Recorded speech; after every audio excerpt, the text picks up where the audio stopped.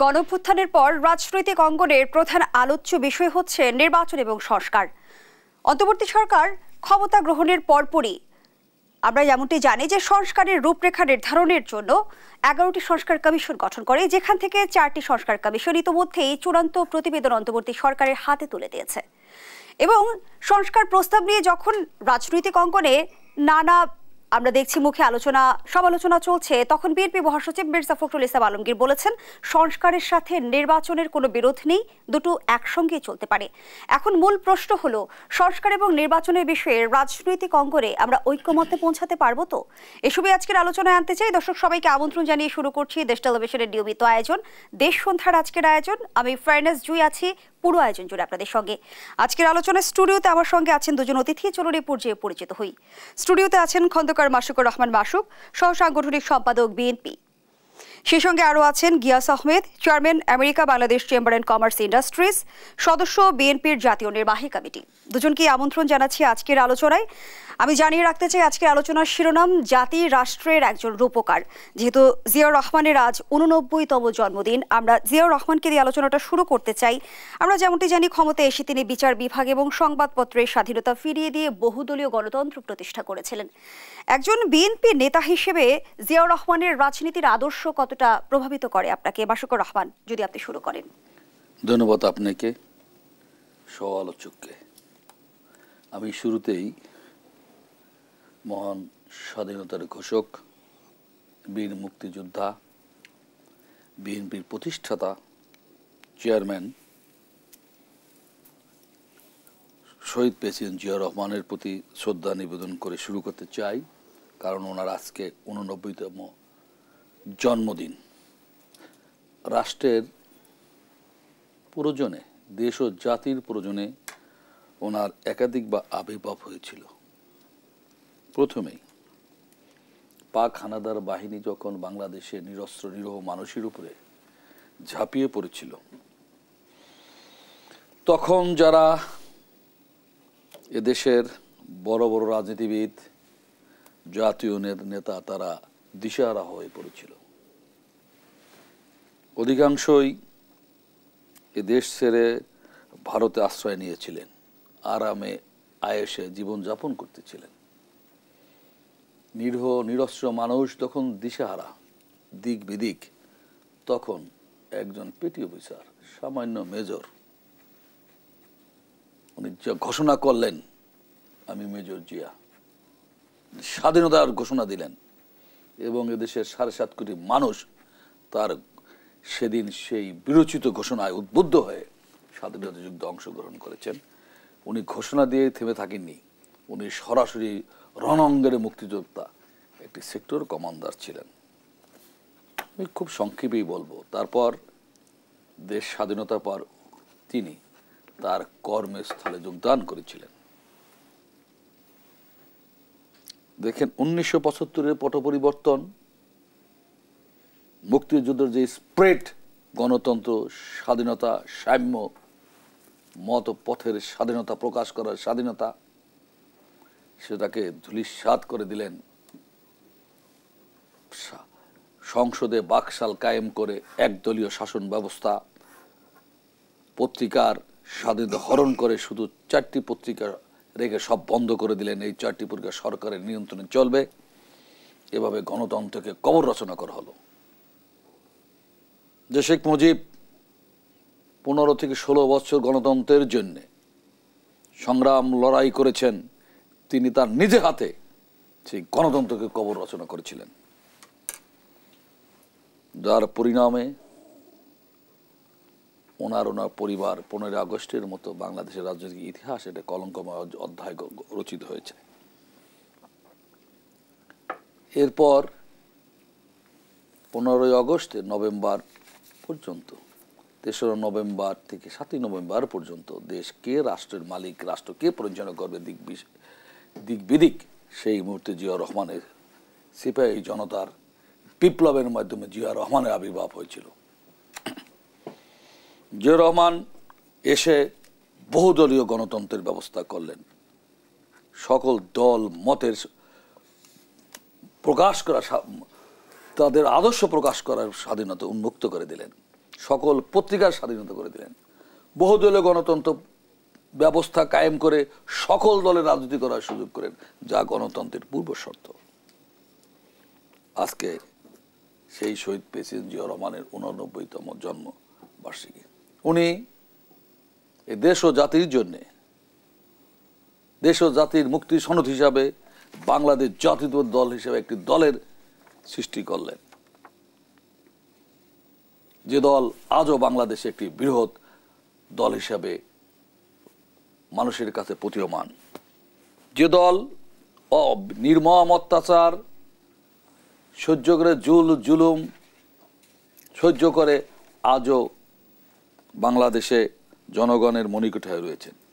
নির্দ্বিধায় বলতে হয়, 1981 সনের 30 মে কিছু বিপদগামী সামরিক অফিসার তাকে হত্যা করার পর এ দলের হাল ধরেছিলেন তারই সহধর্মিণী, তখন গৃহবধূ বেগম খালেদা জিয়া। বহুত আন্দোলন সংগ্রামে আপোষ না করে তুমি দীর্ঘ 9 বছর স্বৈরাচার এরশাদের বিরুদ্ধে আন্দোলন সংগ্রাম করে উনি আপোষ না করে উনি আপসীর নেতৃত্বে উপাধি পেয়েছিলেন। এরশাদের সময় তৎকালীন আওয়ামী লীগের প্রধান চট্টগ্রাম লালদিঘির ময়দানে ঘোষণা করলেন, এরশাদের নেতৃত্বে যিনি নির্বাচনে যাবে তিনি জাতীয় বেঈমান হিসেবে আখ্যায়িত হবেন। উনি ঢাকায় এসেই 1986 সালের হোসেন মোহাম্মদ এরশাদের সাথে আঘাত করে নির্বাচনে গিয়েছিলেন। সেই নির্বাচন 88 সনে সেই সংসদকে বেগম খালেদা জিয়ার নেতৃত্বে 7 দলীয় ঐক্যজোট সেই সংসদকে ভেঙে দিতে বাধ্য হয়েছে। দেখেন, এখানে একটি কথা বলা দরকার, স্বাধীনতার সংগ্রামের অন্যতম একটা রূপকার আসাম আব্দুর রব জীবিত রয়েছেন। তিনি একটা কথা বলেছিলেন, তার নাম উল্লেখ করে, যে উনি বাবার কবর ছুঁয়ে বলতে পারবে না হোসেন মোহাম্মদ এরশাদের কাছে টাকা নিয়ে নির্বাচন করেছিলেন। আমরা এখানে এই কারণেই বলতে চাই, সেদিন এরশাদের বিরুদ্ধে সেলিম দেলোয়ার, তাজুল আহমদ রূপালী সাহা বসুনিয়ার রক্তের সাথে বেইমানি করে নির্বাচন অংশগ্রহণ করেছিলেন। বেগম খালেদা জিয়া এরশাদের সাথে আপোষ করে নাই। তার দল দীর্ঘ 15.5 বছর তথাকথিত 11 2 বছর দেশনেত্রী বেগম খালেদা জিয়ার উপরে অত্যাচার নির্যাতন হয়েছে। তাকে একটি ফরমাইশি রায়ে 2 বছর কারারুদ্ধ করে রাখা হয়েছে। পত্রিকায় এসেছে তাকে প্রস্তাব করা হয়েছিল, লোভ দেখানো হয়েছিল যে আপনাকে ক্ষমা করা হবে।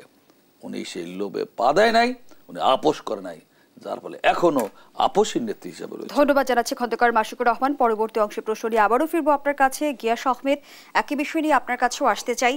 যেমনটি আমরা জানি, 1975 সালে সিপাহী জনতার বিপ্লবের মাধ্যমে রাষ্ট্রীয় ক্ষমতার কেন্দ্রবিন্দুতে অধিষ্ঠিত হন জিয়াউর রহমান।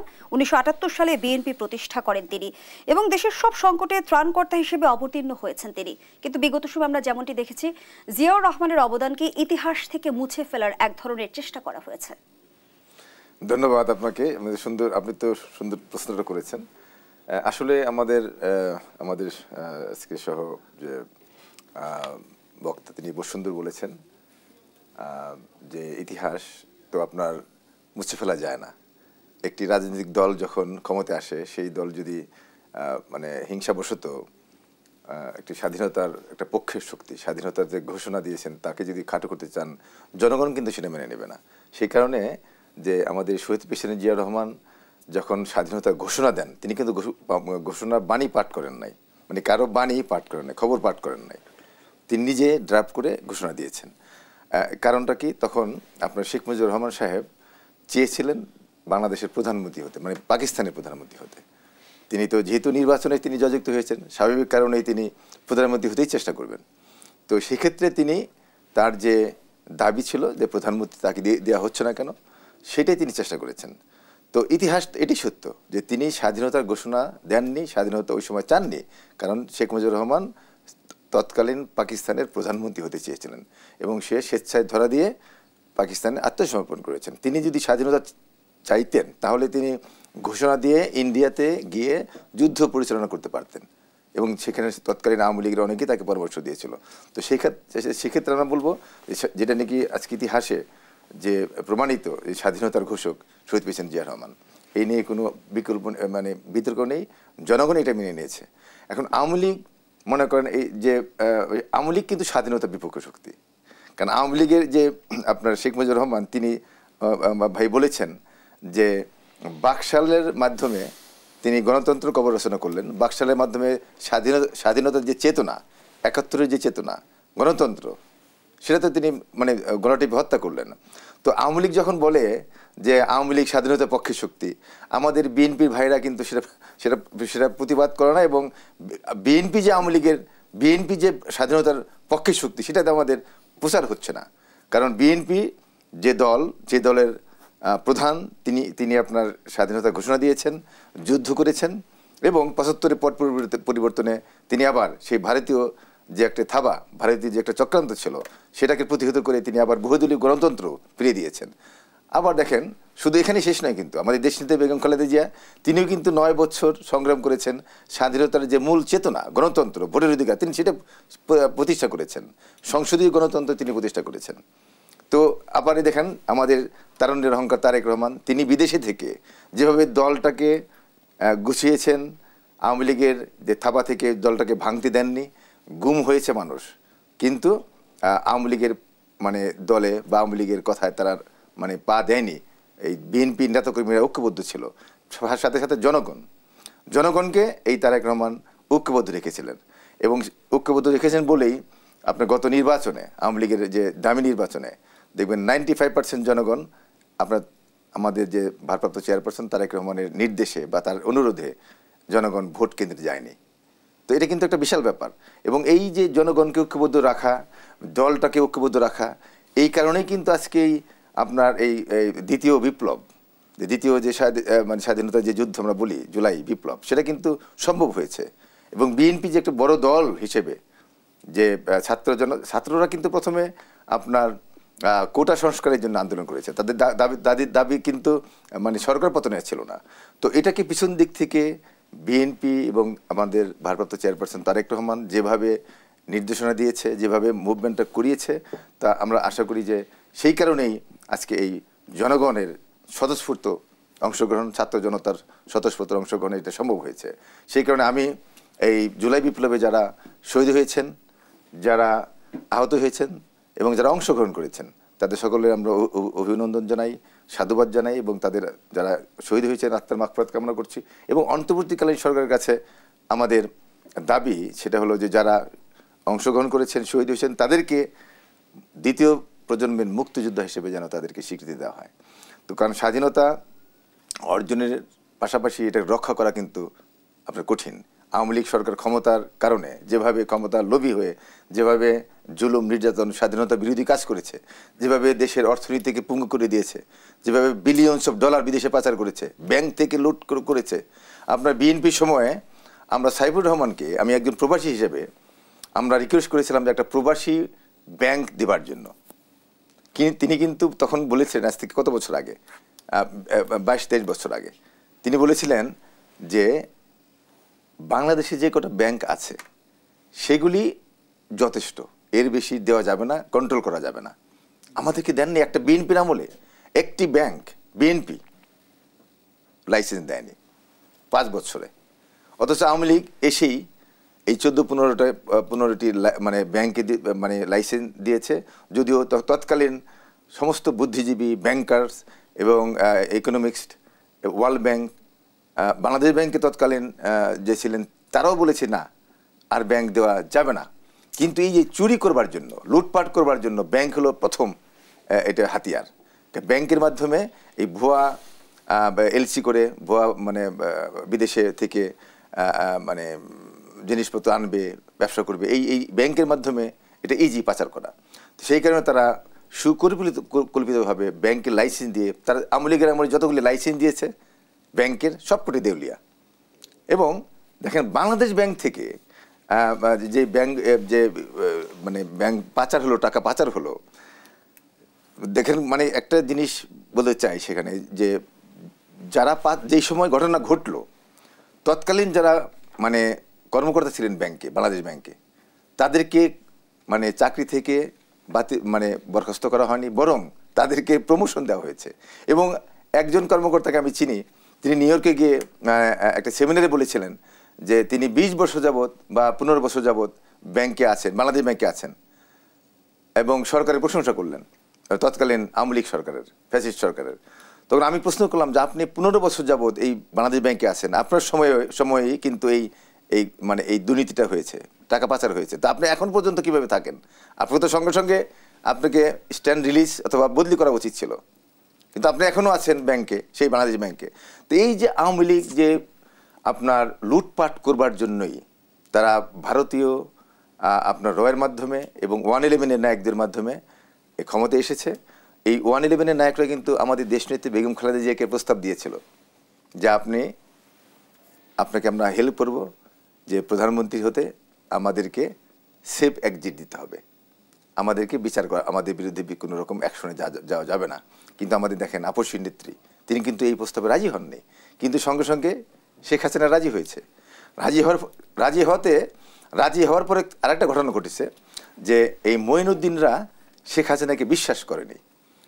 বিশ্বাসের ব্যাপার আছে যে আমরা শেখ হাসিনাকে ক্ষমতায় আনবো, কিন্তু ক্ষমতা আসার পরে তো আমাদেরকে ধরতে পারে, কারণ শেখ হাসিনার বিরুদ্ধে তো 13টি মামলা। গিয়াস আহমেদ, আমরা দেখছি কয়েক দশক ধরে রাজনীতির যে সুস্থ ধারা সেটি অনেকাংশে বদলে গেছে। জিয়াউর রহমানের জীবনী থেকে আমরা জানতে পেরেছি তিনি রাষ্ট্র ক্ষমতায় অধিষ্ঠিত হবার পরেও খুব সাধারণ সাদাসিধে জীবনযাপন করতেন। সেই জায়গা থেকে একটু জানতেই চাই যে ক্ষমতা কেন্দ্রিক রাজনীতি না করে তিনি দায়িত্ব কেন্দ্রিক রাজনীতি করতেন, সেই আদর্শ এখন রাজনীতিবিদরা কতটা অনুসরণ করে বা করতে পারছে, প্রশ্নটি রাখছে। একটা বিরতির সময় হয়েছে। দর্শক, দেশ সন্ধ্যার এই পর্যায়ে একটা বিরতি নিচ্ছি, সাথেই থাকুন। ফিরে এলাম, আপনারা দেখছেন দেশ টেলিভিশনের নিয়মিত আয়োজন দেশ সন্ধ্যা। আমরা আবারও ফিরছি আলোচনায়। জনাব গিয়াস আহমেদ, যে আলোচনায় আমরা ছিলাম, জিয়াউর রহমান ক্ষমতা কেন্দ্রিক রাজনীতি না করে আমরা যদি বলি আদর্শ কেন্দ্রিক কিংবা দায়িত্ব কেন্দ্রিক রাজনীতি করতেন, সেই আদর্শকে এই মুহূর্তের রাজনীতিবিদরা কতটা ধারণ করতে পারছে কিংবা অনুসরণ করতে পারছে? আপনি সুন্দর প্রশ্ন করেছেন। আসলে জিয়া রহমান সাহেব যে আদর্শ এবং সততা দেখেই গেছেন, প্রশাসনে দেখেন, আমি একটা উদাহরণ দিব শুধু। তৎকালীন আমাদের প্রেসিডেন্ট জিয়া রহমান সাহেব ভালো ভালো স্টুডেন্টদেরকে সাথে করে বিদেশে নিয়ে যেতেন, যে তোমরা দেখো বিদেশে তোমরা একসময় রাষ্ট্র চালাবা, তোমরা বিদেশ থেকে এক্সপিরিয়েন্স নিয়ে আসো। তো তারই একজনের নাম হলো খুরশেদ। তো তিনিও একটা সময় ওই খুরশেদ আমার প্রেসিডেন্টের সাথে গিয়েছিলেন জাপানে। জাপান থেকে আসার পথে তিনি একটি ট্যাপ রেকর্ডার এনেছিলেন, ভিডিও উইকি টেপ রেকর্ডার, তৎকালীন একটা টেপ রেকর্ডার ছিল, এটা একটা ট্যাক্স দিতে হবে। তো উনি এয়ারপোর্টে, ওনার টাকা নেই, উনি ট্যাক্স দিতে যাচ্ছিলেন না।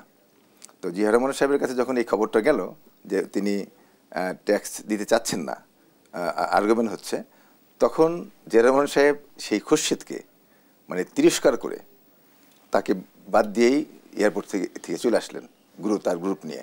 এই যে তাকে যে বাদ দিলেন, মানে এই যে একটা মেসেজ যে ট্যাক্স দিতে হবে, কোনো রকম অনিয়ম চলবে না। তো এই মেসেজটা কিন্তু সারা বাংলাদেশের প্রশাসনে চলে গেল যে জিয়া রহমান সাহেব কোনো রকম সুপারিশ করেনি, বা যে অফিসার ধরেছে তাকে বরং প্রশংসা করেছে, তাকে থ্যাংক ইউ দিয়েছে। এই ধরনের রাষ্ট্রনায়ক, একজন রাষ্ট্রনায়ক যদি থাকে অনেস্ট, তাহলে সারা বাংলাদেশ আপনার অনেস্ট হবে, প্রশাসন সব আপনার মানে সুন্দরভাবে চলবে। আর রাষ্ট্রনায়ক যারা নাকি প্রেসিডেন্ট, প্রধানমন্ত্রী, নেতারা যখন চুরি করবে, এই শেখ হাসিনা যেভাবে আপনার চুরি করেছে এবং তার আশেপাশে সকলকে চোর বানিয়েছে, তিনি ইচ্ছা করে বানিয়েছে, কারণ চোর যদি না বানায় তাহলে তো সে চুরি করতে পারবে না। তার আশেপাশে সকলকেই সে ইচ্ছা করে চুরি করবার সুযোগ করে দিয়েছে, যাতে তার মুখ বন্ধ হয়, এবং এইভাবে তিনি বিলিয়নস অফ ডলার পাচার করেছে। তো আপনার সেই ক্ষেত্রে আপনারা দেখেন আমাদের দেশনেত্রী বেগম খালেদা জিয়া, তার প্রশাসনে তিনি যেভাবে দেশটাকে পরিচালনা করেছেন, আপনার মানে আমি একটা উদাহরণ দিই। দেখেন, আমার শাশুড়ি কলম্বিয়া ইউনিভার্সিটিতে গিয়েছিলেন একটা সেমিনারে, তিনি সরকারি চাকরি করতেন, প্রিন্সিপাল সায়েন্টিফিক অফিসার ছিলেন বাড়িতে। তো আমি তৎকালীন ছাত্রদলের সভাপতি ছিলাম আমেরিকাতে, কিন্তু আমি তৎকালীন বিএনপির সময় তার চাকরিটা লিয়েন করতে পারিনি, একটা লিয়েন করলে 2 বছর যদি সে থাকে বিদেশে, 18 বছর চাকরি হয়েছে, আর 2 বছর করলে সে একটা পেনশন পাবে। আমি পারিনি। তো সেক্ষেত্রে বিএনপি কিন্তু আমাদেরকেও দলীয় কর্মীদেরকেও প্রশ্রয় দেয়নি, দুর্নীতি করবার সুযোগ দেয়নি। আমি সেটার সাক্ষী। আমি প্রচুর মন্ত্রী মিনিস্টার চিনি। আমি তৎকালীন একটা প্লটও পাইনি। আমি ছাত্রদলের সভাপতি, ঢাকা জেলা ছাত্রদলের সভাপতি ছিলাম। এরশাদ বিরোধী আন্দোলনে আমাদের অংশগ্রহণ ছিল। মানে আমাকে দিয়ে আমি বলছি। তো সেক্ষেত্রে দেখেন আমাদের তারেক রহমানের বিরুদ্ধে যেভাবে ইন্ডিয়ান একটা প্ল্যান করে আওয়ামী লীগ যেভাবে তার বিরুদ্ধে একটা মিথ্যা প্রোপাগান্ডা করলো, হাওয়া ভবন কেন্দ্রিক। আপনার হাওয়া ভবনে 24 জন কর্মকর্তা ছিল, কারো নামে দুর্নীতির অভিযোগ নেই, মামলা নেই, একজন বাদ দিয়ে শুধু একজন আছে। তা 24 জনের মধ্যে একজন, 24 জন কর্মকর্তা হাওয়া ভবনে ছিল, কারো বিরুদ্ধে আপনার দুর্নীতি মামলা নেই। এখন 111 নায়করা কিন্তু তারেক রহমানের বিরুদ্ধে কোনো মামলা দিতে পারেনি, এই 15 বছরেও মামলা দিতে পারেনি। কিসের মামলা দিয়েছে তারেক রহমানের বিরুদ্ধে? ওই গ্রেনেড হামলার মামলা। আর আপনার ওই ক্রেডিট কার্ড, একজনের ক্রেডিট কার্ড সে ইউজ করেছে। এটা তো অতএব এই মানে তন্ন করে খুঁজেও আওয়ামী লীগ 111 নায়করা তারেক রহমানের বিরুদ্ধে কোনো মামলা দিতে পারেনি। এখন এই যে বিএনপি যে একটা দল, আমরা গর্ববোধ করি যে বিএনপির মতো একটি দল, যিনি আমাদের শহীদ প্রেসিডেন্ট জিয়া রহমান অনেস্ট ছিলেন, আমাদের দেশনেত্রী বেগম খালেদা জিয়া অনেস্ট, এবং গণতন্ত্রের জন্য তিনি আজীবন সংগ্রাম করেছেন, জেল খেটেছেন, তবু আপোষ করেনি। দেখেন এই আওয়ামী লীগ তাকে কত শর্ত দিয়েছে যে চিকিৎসা করবার সুযোগ দেওয়া হবে, শুধু খালি বলুক সে পলিটিক্স করবে না, বা তার কি বলে যে অন্যায় রায় কিন্তু বারবার করেছে যে মুচলেকা দেওয়া হয়েছে। হ্যাঁ, মানে উনি নেননি তো, কোনো রকম মুচলেকা দিয়ে তিনি ছাড়া পাননি, কোনো রকম মুচলেকা দিয়ে ছাড়া পাননি। শেখ হাসিনা বহুবার চেষ্টা করেছে। তো সেই ক্ষেত্রে আমরা মনে করব যে একজন রাষ্ট্রর যে প্রধান, দলের যে প্রধান, তিনি যদি অনেস্ট হন তাহলে সারা বাংলাদেশ। ধন্যবাদ জানাচ্ছি গিয়াস আহমেদ। খন্দকার মাসুকুর রহমান মাসুক, বিএনপি মহাসচিব, বলেছেন সংস্কারের সাথে নির্বাচনের কোনো বিরোধ নেই, দুটো একসঙ্গে চলতে পারে। আবার আমরা যেমনটি জানি এবছরের জুলাই আগস্টের মধ্যে নির্বাচনের দাবি জানিয়েছে বিএনপি। বিভিন্ন মহল থেকে বলা হচ্ছে যে এই সময়সীমার মধ্যে আসলে সংস্কার এবং নির্বাচন কোনোটি আসলে আজও সম্ভব না। কি বলবেন? নির্বাচন সংস্কার নিয়ে আলোচনা করব, তার পূর্বে যেহেতু আজকে জিয়াউর রহমানের জন্মদিন, এই স্বল্প পরিচয় আলোচনা করে শেষ করা যাবে না। শুধু এতটুকুই বলতে চাই, দেখেন জিয়াউর রহমানের রাষ্ট্র পরিচালনা, তার দল গঠন, তার ফরেন পলিসি নিন্দুকেরা অনেক সমালোচনা করতে পারে। তার একটা বিষয়, তার সততা নিয়ে আজ পর্যন্ত বিরল কেউ সমালোচনা করতে পারেনি। বিএনপি জিয়াউর রহমানের আদর্শ থেকে যদি বিচ্যুত হয়, বিএনপি না, বিএনপির জন্য ক্ষতিকারক রয়েছে। তার আদর্শের মেনে সততা। এবং দেখেন যেটা বলেছেন উনি, বেগম খালেদা জিয়া 1 টাকা তসরুপ করে নাই, ঠিক তেমনিভাবে তারেক সাহেবের তন্ন খোঁজে কোনো তসরুপ করে নাই বলে আজও বিএনপি টিকে আছেন। আমাদের মেইন বিএনপি সম্পদ জিয়াউর রহমান। আমি আর ওদিকে বেশি বাড়াবো না। আপনি শুধু আপনি দেখেন উনি হাওয়া ভবন শুনতে জুই, আপনি এখানে টক শো করছেন, জিয়াউর রহমান বেগম খালেদার দিকে সোরের মা, শুনতে ঝালা বলা। ফ্যাসিস্ট শেখ হাসিনা কর্মচারী নিজে বলেছেন আমার কর্মচারী 400 কোটি টাকার মালিক, হেলিকপ্টার নিয়ে চলে, এটা চাকর। তো এই রাষ্ট্রে কি হয়েছে? এই স্বাধীনতা উত্তর বাংলাদেশে দেশে যত লুটপাট হয়েছে, এটা যদি না হতো, আমাদের থেকে পিছিয়ে ছিল সিঙ্গাপুর, আমাদের থেকে পিছিয়ে থাইল্যান্ড, আমাদের পিছিয়ে ছিল মালয়েশিয়া, আমরাও সে জায়গাও যেতে পারতাম। এই জনগণের টাকা এই তসরুপ করে আজকে আমরা এই পিছিয়ে রয়েছি। এবং আমি মনে করি 5 আগস্ট একটি বিপ্লবের মাধ্যমে যে পরিবর্তন আছে, এর থেকে যদি শিক্ষা আমরা রাজনীতিবিদরা না নিতে পারি, এই দেশ এবং রাজনীতিবিদদের কপালে দুঃখ আছে। এখন আসি নির্বাচন ও সংস্কার। নির্বাচনের বিকল্প নাই, কবে সেরা বিষয়। সংস্কার একটা চলমান প্রক্রিয়া, একাধিকবার বলেছি। ধরেন এই দেশ টিভি একটা রাষ্ট্র, পৃথিবীর আশেপাশে গ্লোবাল পলিটিক্সে বলেন টিকে থাকার জন্য দেশ টিভি ডে বাই ডে, মাসের পর মাস সংস্কার করবে। কি করা যায়, আরো কি করা, আরো ভালো প্রোগ্রাম, সংবাদ কি করা যায়, কিভাবে করা যায়, লেটেস্ট করা যায়। আগে দেখেন তো, আগে তো বিটিভি ছিল সিস্টেম, আপনারা যেভাবে সংবাদ পত্রেন এখন লাইভ দেখায়, ওখানে স্পটে যায়, আর একজন থাকে। এটা হলো সংস্কারের চলমান প্রক্রিয়া। নির্বাচন কি কেন নির্বাচন দরকার? পৃথিবীতে গণতান্ত্রিক রাষ্ট্রীয় ব্যবস্থায় নির্বাচনের বিকল্প এখনো ভালো কিছু তৈরি হয় নাই, সুতরাং নির্বাচনের বিকল্প নাই। যেমন আমি আপনাকে বলি, এই যে একটা টেলিভিশন, এই যন্ত্র কোনো দোষ নাই তো, এইটার মধ্যে আমি কি প্রদর্শন করব নির্ভর করে আমার উপরে। গণতন্ত্র, আপনি ভারতের কথা বলেন, ইংল্যান্ডের কথা বলেন, একটা টিকসই গণতন্ত্র দরকার। আপনি সংসারে একটা জায়গায় আসেন, একসাথে এই 55 বছরের জঞ্জাল একদিনে আপনি পারবেন না।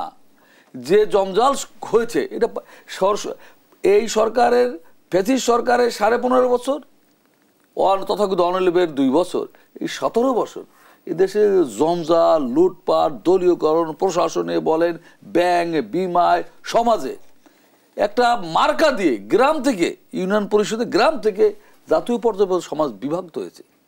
এখান থেকে ফিরিয়ে আনার সময় লাগবে, চলতেই থাকবে সংস্কার।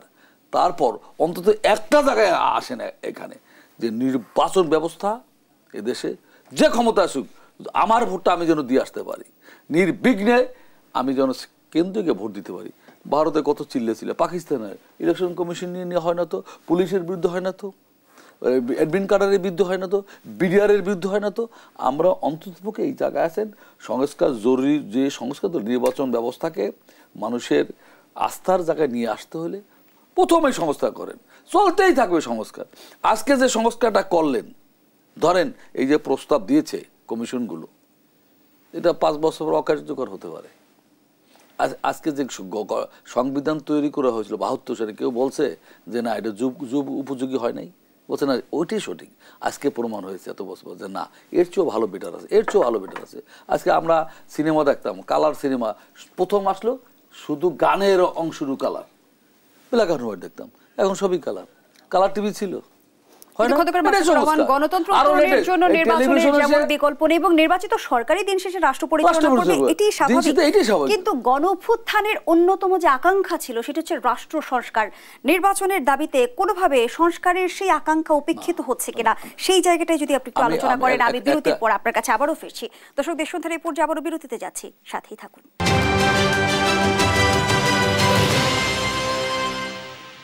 ফিরে এলাম, দেখছেন দেশ টেলিভিশনের নিয়মিত আয়োজন দেশ সন্ধ্যা। আমরা আবারও ফিরছি আলোচনায়। খন্দকার মাশরুকুর রহমান, যে আলোচনায় আমরা ছিলাম। দেখেন, একটা সুন্দর কথা বলছেন আপনি। 5 আগস্ট ছাত্রজনের অভ্যুত্থানের আকাঙ্ক্ষা, শুধু আকাঙ্ক্ষাই না, আমি বলেছি এখান থেকে যদি রাজনীতিবিদরা শিক্ষা না নেয়, এই দেশ ও জাতির পরিণাম বেশি ভালো হবে না। আমি বলে দেখেন, এই 5 আগস্টে 60 জন শিশু মারা গেল। এদের কি অন্যায় করেছিল বলেন? এত লোক আত্মহতি দিল। অন্তপক্ষে তাদের আত্মার জন্য, শান্তির জন্য দেশটাকে একটা জায়গায় নিয়ে আসতে হবে, এবং ওই জায়গায় নিয়ে আসতে হলে সকলকে ঐক্যবদ্ধ থাকতে হবে। এই আন্দোলনরত, এই 17 বছর আন্দোলন সংগ্রামেরত যারা ছিল, তাদেরকে দলীয় স্বার্থের উদ্দেশ্যে আমি মনে করি তাদেরকে ঐক্যবদ্ধ থাকতে হবে জাতির বৃহত্তর স্বার্থে, কোনো বিশেষ এজেন্ডা বাস্তবায়নের জন্য নয়। তাহলে এই দেশের ভবিষ্যৎ বিশেষ এজেন্ডা বাস্তবায়ন বলতে কি বোঝাতে চাচ্ছেন? আমি হতে যার ব্যক্তির সাথে, দলীয় স্বার্থের উদ্দেশ্যে। আমার দেখেন, পৃথিবীর কোন দলের গঠনতন্ত্র, একমাত্র বিএনপির গঠনতন্ত্র আছে, ব্যক্তির চেয়ে দল বড়, দলের চেয়ে দেশ বড়। আগে দেশের কথা ভাবতে হবে। আর আবার আপনাকে বলি, একটি অনির্বাচিত সরকারের চেয়ে একটা নির্বাচিত সরকার বেস্ট। আপনার এবং যে আকাঙ্ক্ষা, আপনার স্বাধীনতার পর এরকম, কিন্তু অন্তর্বর্তী সরকারের প্রতি শুরু থেকে আমি আপনাদের বলি কি হচ্ছে, এবং আমরা যেমনটি জানি যে বিশেষ পরিস্থিতিতেই কিন্তু অন্তর্বর্তী সরকার দায়িত্ব নিয়েছে। বিশেষ পরিস্থিতি তো দায়িত্ব নেবে, তো না হলে তো নির্বাচিত সরকার। দেশে যদি সেই ক্ষমতার হাত বদল সুষ্ঠু নির্বাচনের মাধ্যমে জনগণের রায়ের উপরে ভিত্তি করে হতো, তো 5 আগস্ট হতো না, অন্তর্বর্তী সরকার দরকার ছিল না। হ্যাঁ, এখন আমি মনে করি সেই 5 আগস্টের বিপ্লবকে ধারণ করে আমাদের রাষ্ট্রীয় কাঠামো সামনের দিকে নিয়ে যেতে হবে। আপনি বলেন সংবিধানের একটা অক্ষর পরিবর্তন করা পার্লামেন্ট ছাড়া কেমনে করবে? সুপারিশ তো আমরা দেখছি যে বাংলাদেশের সাংবিধানিক নাম, রাষ্ট্রের 4টি মূলনীতি এবং এই চারটি প্রদেশ করা, এটা আমার পার্সোনাল মত। এটাকে আমি আরো 25 বছর আগে ধারণ করছি, মুক্তি হওয়া উচিত। আসম আব্দুর রব আরো আগে বলছে আপনার হবে। আমি এইটার ভালো মন্দ দিতে, চারটি প্রদেশে ভাগ করার বিষয়টি এখনো আলোচনার পর্যায়ে রয়েছে, সুপারিশ আকারে আসেনি। জনপ্রশাসন সংস্কার কমিশন সেটি ভাবছে। যদি হয় ধরেন এটা পাস করবেন আপনি কিভাবে? পার্লামেন্ট আসতে হবে না আগামীতে? সংবিধানে একটা অক্ষর পরিবর্তনের ক্ষমতা রাখে একটা নির্বাচিত পার্লামেন্ট, রাখে না?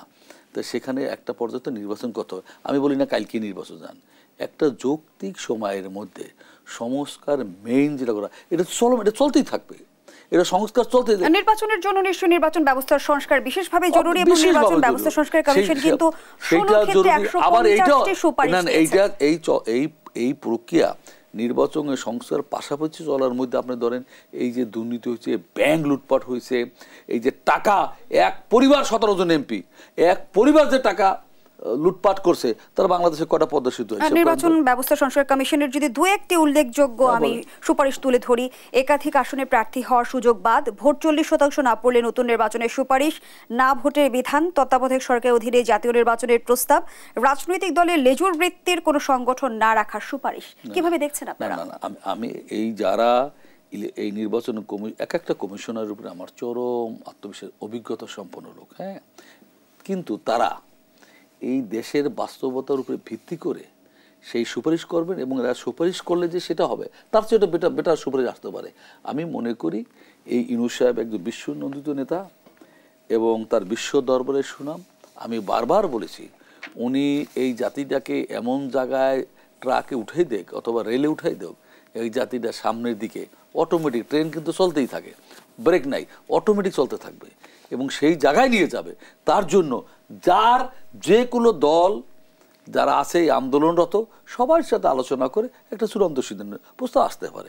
এই সংস্কার কমিটিতে প্রস্তাব দিবে, সেটা নিয়ে সকল রাজনৈতিক দলের সাথে মিলে একটা সুন্দর একটা সমাধান তো আসতেই হবে। ধন্যবাদ জানাচ্ছি খন্দকার বাসুকুর রহমান। এই জায়গাটিতেই আমার প্রশ্ন, বিগত সময়ে আমরা যেমনটি দেখেছি যে ঐক্যই আসলে আমাদের দেশের বাস্তবতায় বিরল ঘটনা। আমরা যদি সর্বদলীয় বৈঠকের কথা বলি, জুলাই ঘোষণাপত্র নিয়ে প্রধান উপদেষ্টার নেতৃত্বে সর্বদলীয় বৈঠকের শুরুতে প্রধান উপদেষ্টা যেমনটি বলেছিলেন, একতাই সরকারের শক্তি, যা 5 আগস্টের চেতনা, একতাকে মানুষের সামনে প্রকাশ করা হবে জুলাই ঘোষণাপত্রের বিষয়বস্তু। জুলাই প্রক্লেমেশনের মতো একটা দলিল তৈরি তো আমরা দেখছি যে নানা মত রয়েছে, নানা বিতর্ক রয়েছে। আমরা সংস্কার কিংবা নির্বাচনের মতো বড় ইস্যুতে ঐক্যমত্যে পৌঁছাতে পারবো কি এবার? ধন্যবাদ। হ্যাঁ, অবশ্যই পারতে হবে, কারণ আপনার যে জুলাই বিপ্লব হয়েছে, যে ফ্যাসিবাদী বিরুদ্ধে স্বাধীনতার যে মূল চেতনা, গণতন্ত্র হত্যাকারী আওয়ামী লীগের বিরুদ্ধে যে জনগণ ঐক্যবদ্ধ, ছাত্র জনতা ঐক্যবদ্ধ, সমস্ত রাজনৈতিক দল ঐক্যবদ্ধ, সেক্ষেত্রে আমরা কিন্তু সকলেই বলি যে এই বিপ্লবকে ব্যর্থতায় পর্যবেসিত করা যাবে না। আমাদের যে ভারপ্রাপ্ত চেয়ারপারসন তিনিও কিন্তু বারবার বলছেন যে এই বিপ্লবকে সামনে রেখেই আমাদের সংস্কার এবং সামনের নির্বাচন সব কিছু করতে হবে। সেক্ষেত্রে আমি মনে করি যে এই যে আপনার যে আমার লিডার মাসুক ভাই যেটা বললেন যে নির্বাচনী যে সংস্কার, সেটা মানে এটা তো শেষ নাই, এটা তো চলমান। তবে আমি যেটা দেখছি যে প্রশাসনের যে আমলাতান্ত্রিক যে জটিলতা, সেই ব্যাপারে কিন্তু কোনো সুপারিশ তেমন একটা আমি দেখি নাই। আপনার শুধু রাজনৈতিক দল, রাজনৈতিক নেতাদেরকে কিভাবে মানে তাদেরকে কিভাবে সংস্কার করা যায় সেটা ব্যাপারে দেখছি, কিন্তু এখনও কিন্তু এই আমলাতান্ত্রিক জটিলতা, এই যে মানে প্রশাসনের যে আগের যেই রূপ, সেই রূপই তো আছে। আমি যেহেতু আমেরিকা থাকি, আমাদের ব্যবসা বাণিজ্য যারা করি বা যে কোনো কাজ করতে আমাদের তো কোনো এক অফিস থেকে আর এক অফিস থেকে গোষ্ঠীর প্রয়োজন নেই, এত জটিলতার প্রয়োজন নেই, এটাকে ইজি করতে হবে। কিন্তু এখন যে ব্রিটিশ আমলের যে আইন কানুন আছে, যে সমস্ত সচিব, উপসচিব, যে সেক্রেটারিয়েট, এগুলি আগে পরিবর্তন করতে হবে। এটা সংস্কার করেন আগে, কারণ আপনি যে সেবা পাবেন, সে সেবা যে মানুষ যে জনগণের সেবা পাবে, সেবাটা যদি আপনি সাধারণ মানুষের জন্য ওপেন করে দেন, উন্মুক্ত করে দেন, তাহলে কিন্তু এই আপনার এই আজকের যে ঘুষ বাণিজ্য, আজকের যে দুর্নীতি, এটা কিন্তু কারা করে? এটা কিন্তু মন্ত্রীরা করে না, করেন কিন্তু এই যারা যে সচিব বা এই পর্যায়ে যারা আছেন সরকারি কর্মকর্তা। তো তাদেরকে যদি আপনি মানে আইনের শাসনের মধ্যে আনতে পারেন, ন্যায় বিচারের মধ্যে আনতে পারেন, তাহলে কিন্তু এই জনগণের যে আমরা যে দুর্ভোগ, সেটা কিন্তু আগে আমরা সেখান থেকে মুক্তি পাবো। আর চলমান যে সংস্কৃতি মানে যে সংস্কার, তার চেয়ে আরেকটা আমি দেখি যে দেশের যে প্ল্যানিং নাই, প্ল্যানিংয়ের যে অভাব। আপনার ঢাকার শহরের যেভাবে যানজট, ঢাকার বাইরে দেখবেন সুষ্ঠু পরিকল্পনার অভাব। ঢাকার বাইরে দেখেন রাস্তাঘাটের মানে 8 ফিট রাস্তার ভিতরে 10 বিল্ডিং, মানে কেরানীগঞ্জে যান, আপনি উত্তরখান দক্ষিণখান যান, আশেপাশে ঢাকার বাইরে যান, দেখবেন আপনি একটা জেলখানা, বের হতে পারছেন না। তো এই যে কোনো মন্ত্রী বা কোনো সচিব বা কারো কিন্তু এই ব্যাপারে মাথা ব্যথা নাই, আমি দেখছি না। আমরা যখন প্রবাস থেকে আসি, আমেরিকাতে যখন এয়ারপোর্টে নামি, আমাদের চোখ দিয়ে যে অনিয়ম ধরা পড়ে, আমাদের চোখ দিয়ে যে দুর্নীতি ধরা পড়ে, একজন আপনি বা যারা এই দেশেই আছেন, এই অনিয়মের মধ্যে আপনারা বড় হচ্ছেন, এই অনিয়ম এবং দুর্নীতির মধ্যে আপনাদের বেড়ে ওঠা। অনিয়ম দুর্নীতি থেকে বেরোবার রাস্তা বের করার জন্যই কিন্তু আপনাদের চোখ দিয়ে রাষ্ট্র সংস্কারের স্বপ্ন দেখেছে, কিন্তু আপনাদের চোখ দিয়ে এই অনিয়ম দুর্নীতি ধরা পড়বে না, কারণ আপনারা তো নিজেরাই এর মধ্যে থেকেই বড় হয়েছেন। তো আপনার এই যে ক্ষেত্রে আমি বলবো, আমি যেটা বলতে চাচ্ছি, 2 কোটি প্রবাসী আছে। আপনি ইউরোপ, আমেরিকা সহ বিভিন্ন উন্নত দেশের যারা ওই দেশে প্রফেশনাল লোকজন আছে, ওই দেশের যারা প্রশাসনে ভালো ভালো মানে ক্ষেত্রে নিজেদেরকে প্রতিষ্ঠিত করেছেন, তাদেরকে ডাকেন, তাদেরকে ডেকে আপনারা বলেন যে কি ধরনের কীভাবে সংস্কার প্রশাসন করতে হয়, কিন্তু আপনারা তা ডাকবেন না। আপনারা নিজেরাই মনে করেন আমরা হলো শ্রেষ্ঠ বুদ্ধিজীবী, আমরা বাংলাদেশি সবচেয়ে ফার্স্ট আমি ইঞ্জিনিয়ার, অথচ আপনার এক্সপিরিয়েন্স নাই। আপনি দেখেন এয়ারপোর্টে, আমি সেদিন গেলাম আমার জিয়া এয়ারপোর্ট, শাহজালাল এয়ারপোর্টে, আমরা দেখেন মানে আমাকে আপসেট করে কীভাবে। আপনার 4টা লেন থেকে আমরা উঠলাম, ট্রাফিক মানে আমার মানে ফ্লাইট মিস করার সম্ভাবনা, কিন্তু আপনার যেখানে আমি লোডিং আনলোডিং সেখানে হয়ে গেল 3টা লেন, মানে 4টা লেন থেকে আর 6টা লেন হওয়ার কথা, কারণ ওখানে তো আমি লোডিং আনলোডিং, আমি ওখানে আমি নামবো, ওখানে নামলাম মানে কি ওখানে লোডিং আনলোডিং হবে, ওখানে আরও দরকার হলো 6টা লেন, কিন্তু 4টে থেকে আস্তে আস্তে 2টা 3টা হয়ে যাচ্ছে। মানে এই যে মানে অপরিকল্পিত, মানে ইঞ্জিনিয়ার তাকে ধরে ফাঁসি দেওয়া উচিত। ধন্যবাদ জানাচ্ছি গিয়াস আহমেদ। খন্দকার মাশরুকুর রহমান কিছু যুক্ত করবেন কি? শেষ আমি একটু কথা বলি, আইন করে সবকিছু হবে না, আমারও দায়িত্ব আছে। আপনি দেখেন একটা সোজা কথা, ঢাকা শহরে অনেকগুলো ফ্লাইওভার আছে, ফুটওভার ব্রিজ, বাংলা মোটরে উপসেস ক্লাব আসে, আমরা কিটুতে উঠি, নিচতে পার হই। সংস্কারের সাথে আমাদের মানসিকতা পরিবর্তন করতে হবে। ঘুষ খাওয়া কি জায়েজ আছে? এই ফ্যাসিলিটির সময় ছিল, তার আগে ছিল ছিল না। ঘুষ খাওয়া তো নিষেধ আছেই, তা আমরা কি সেটাতে বিরত থাকি? হ্যাঁ, রাষ্ট্রের প্রধান যদি মনে, আমি যেমন বলি একটা জেলায় ডিসিএসপি, ডিস্ট্রিক্ট 3টা লোক যদি সৎ থাকে, ওই জেলায় কোনো দুর্নীতি হবে না।